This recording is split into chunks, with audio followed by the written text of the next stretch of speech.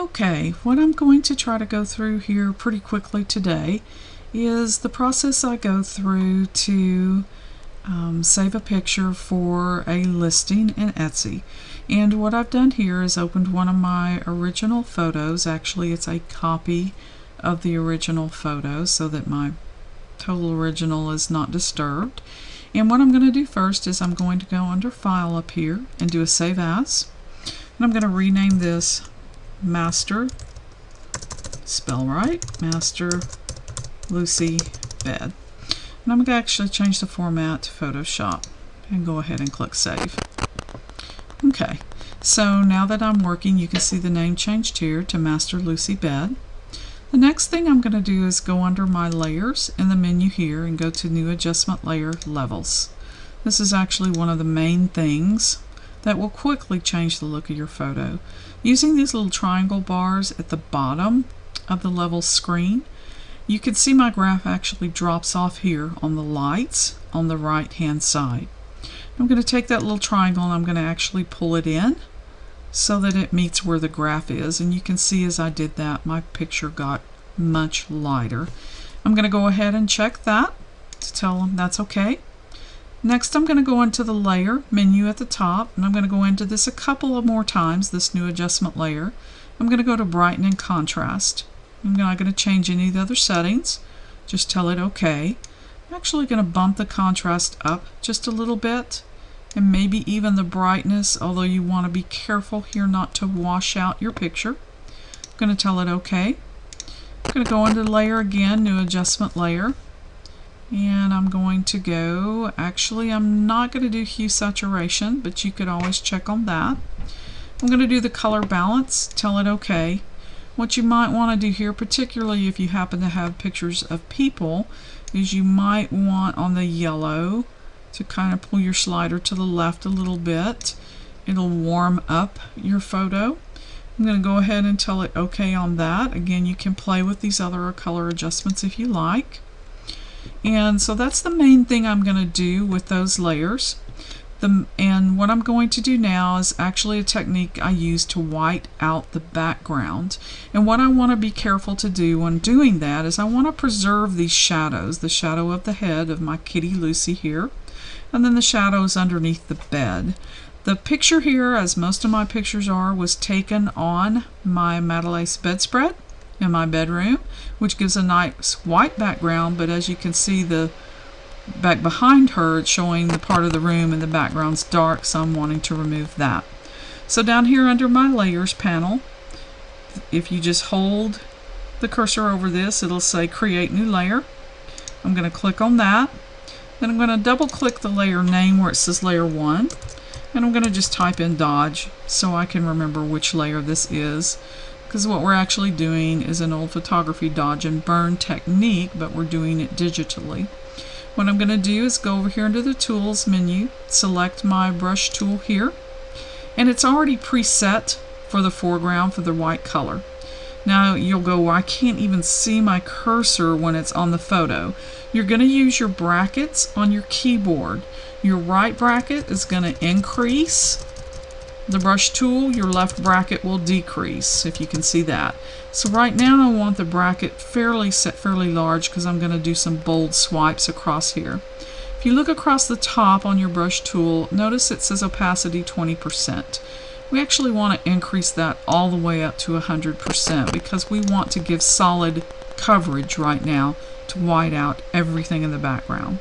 So with broad strokes, I'm just going to hold down my mouse and just start going over this for right now, and you can see what it's doing.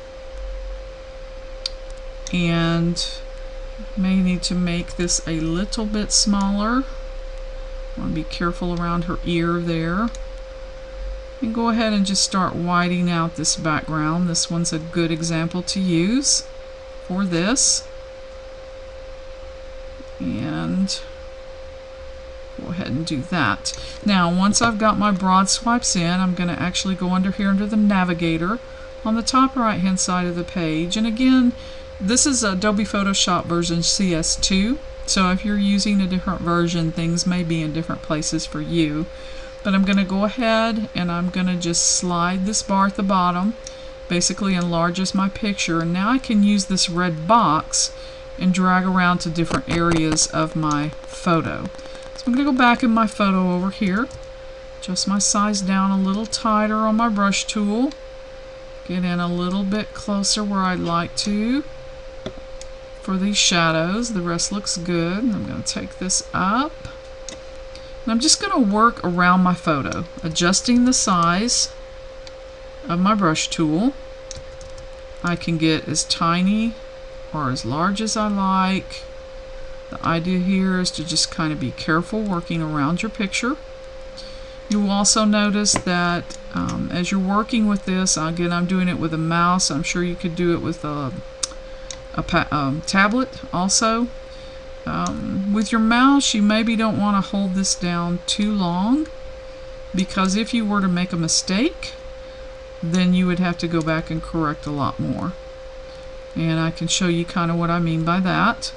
Let's say I accidentally, I'm going to release my mouse and I'm going to hold it down again and go, oh, I did not mean to take the white through the top of her head.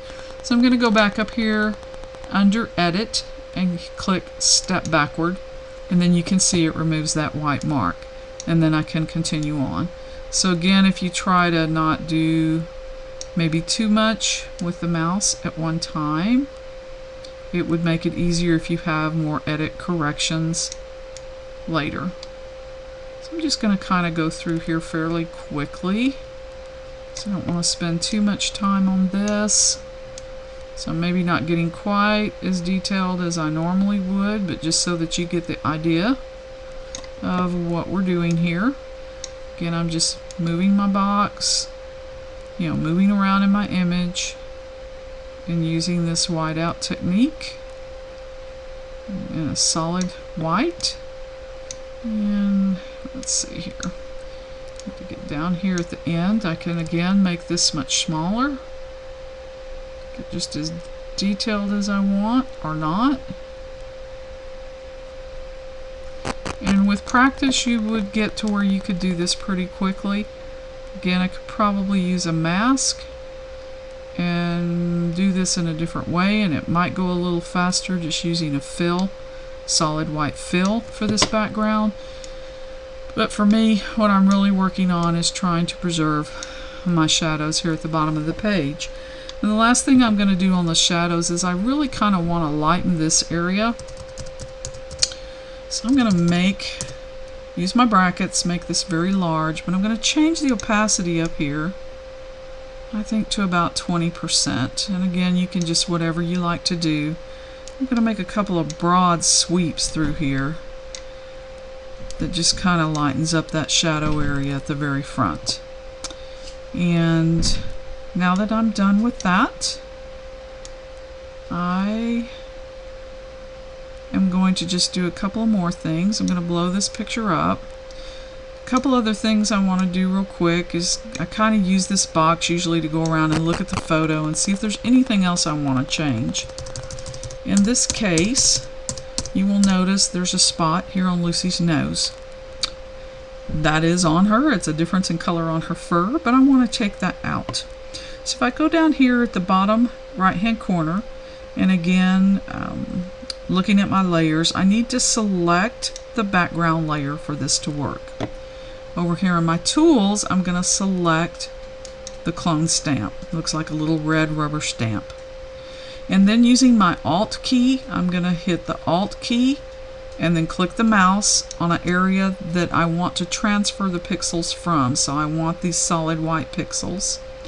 Then once I've hit the Alt and the mouse key, then I'm going to click the mouse key once here.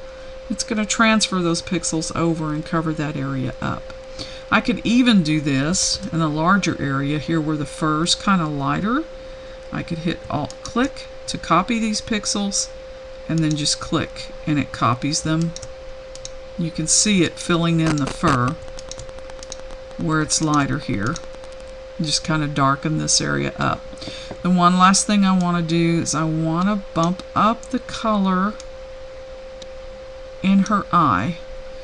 Because Lucy's eye is really a lot greener than it looks in this picture, and I'll show you a technique for doing that. We're going to use the same brush tool we used for the dodge technique. We're going to make this just a little bit smaller. Instead of using white, which is the color selected right now, we're going to click on the white box here for our foreground color. We're going to select a shade of green. And that looks fine for this purpose. We're going to tell it OK. Again, with this opacity down, it's already down pretty low. So we're going to keep it about 20% or less. That's just going to put a light green wash over her eyes. We're going to go ahead and trying to kind of work around this highlight. We don't want to lose all of that. Go ahead and just do this to her eye. Now it's not real detailed, you can see that, but once you pull back and look at this, again, I could spend a little more time on it, but you can see it made her eye a little bit greener, and once you pull that back, you're not going to see all that detail.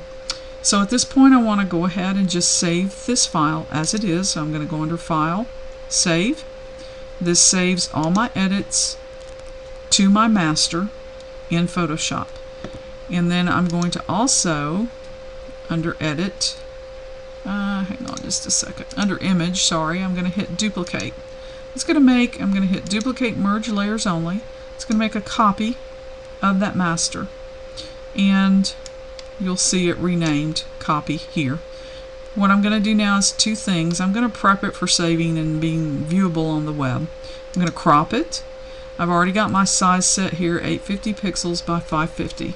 This allows you to have it a good size on Etsy so that if people want to hit the zoom feature for your Etsy listing, they can zoom this and make this larger. What I'm going to do, I think, is cut off this extra section of the bed here that's more in shadow on the far right hand side. So I'm just going to take my box, drag all the way, and crop it about there.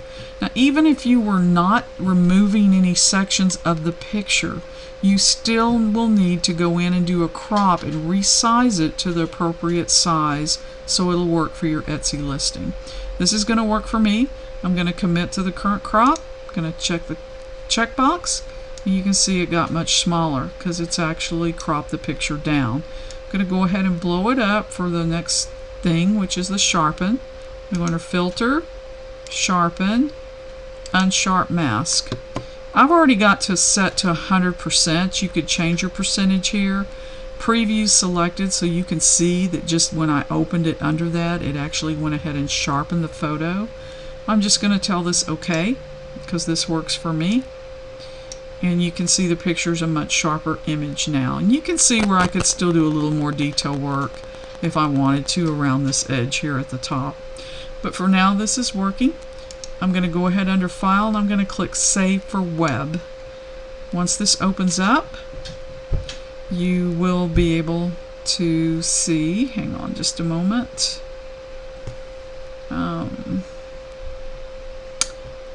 Not sure if this is the same size, but once you open this up, you should be able to see that. Let's see if I can change this where it's all showing in my screen. Where you can see here that it's 86.58K, and this does actually need to be that size. It needs to not be over 100K for purposes of saving it. So I'm going to go ahead here and click Save. It's okay like it is. And it's going to save my photo. I'm going to change the name from Master to Final. Take out Copy, and it's going to save this Final to my desktop, which it just did. So it's putting it back on the master copy, but we did just save a cropped and sharpened version as a JPEG that's for use for your Etsy listing. So at this point you can actually close this out and you're through. I hope this helped you, and if you have any questions, definitely ask.